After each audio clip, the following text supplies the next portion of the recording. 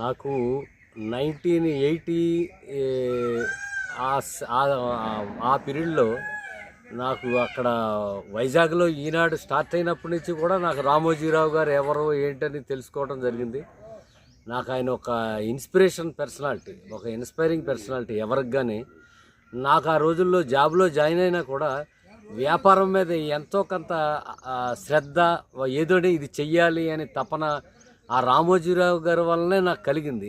ఆఖరికి రిటైర్ అయిన తర్వాత నేను అది మొదలు పెట్టగలిగాను. ఏదో సాఫ్ట్వేర్ కంపెనీ అని, ఒక యాప్ అని, అలా ఆ రకంగా అసలు ఆయన అంటే నాకు ఒక రకమైన చాలా గౌరవం. ఆయన 81 ఆ ప్రాంతంలో ఇక్కడ ఈనాడు మీద కొంతమంది కాంగ్రెస్ మూకలు చేసిన దాడికి నిరసనగా అప్పట్లో నేను ఇంజనీర్స్ అసోసియేషన్లో ఇదిగా ఉండి కొత్తగా జాబ్లో జాయిన్ అయినా యాక్టివ్గా ఉండేవాడిని. నేను దానికి ఖండిస్తూ ఒక నేను రాయటం, దాన్నేమో ఈనాడులో ప్రచురించడం, నేను అది చాలా మర్చిపోలేని విషయం. ఆయన దగ్గర నుంచి నాకు ఒక రిప్లై వచ్చింది పర్సనల్గా. అది నేను ఇప్పటికీ నా దగ్గర దాచిపెట్టి ఉన్నాను. నేను నా ఫైల్లో రామోజీరావు గారి సంతకంతో ఉన్న అలాగే ఆ పేపర్లో పబ్లిష్ చేసిన నా స్టేట్మెంటు అవన్నీ కూడా దాంట్లో ఉన్నాయి.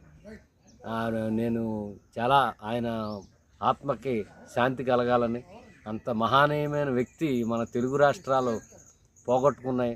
ఆయన మరణం ఎంతో మనకి తీరని లోటు. ఆయన ఆత్మకి శాంతి కలగాలని ప్రార్థిస్తున్నాను. నిన్న కాలం చేశారు. వారు అందరికీ కూడా సుపరిచితులే. పత్రికా రంగం కానివ్వండి, టీవీ రంగం కానివ్వండి, ఎంటర్టైన్మెంట్ రంగం కానివ్వండి, వివిధ రంగాల్లో స్వయం శక్తితో చాలా పైకి వచ్చారు. ఆయన not only he worked hard, he created employment to so many lakhs of people and he gave financial assistance to so many poor people and economically backward persons. ఆయన చాలా నిగర్వి కూడా.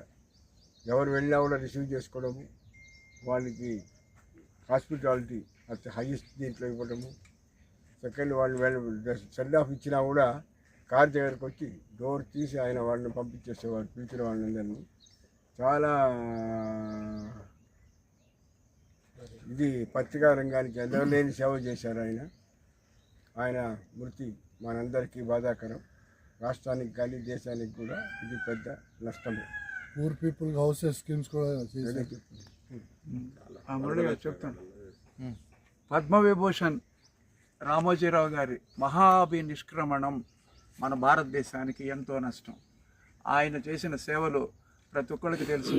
చెప్పాలంటే కొన్ని రోజులు పడుతుంది. ఆయన రామోజీ ఫిల్మ్ సిటీ ప్రపంచ ప్రఖ్యాతిగాంచింది.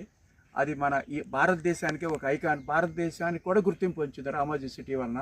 అలాగే జర్నలిజంలో కూడా ఈనాడు అనేది ఒక విప్లవం, అలాంటి విప్లవాన్ని చేసుకొచ్చారు.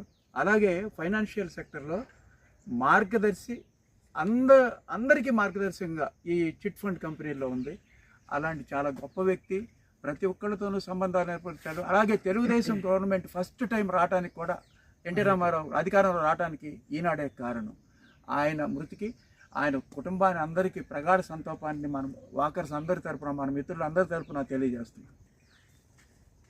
రైట్, చెప్పండి. 2 నిమిషాలు చాలు. 2 నిమిషం మౌనం పాటించింది. సంతాప సూచకంగా 2 నిమిషాలు మౌనంగా.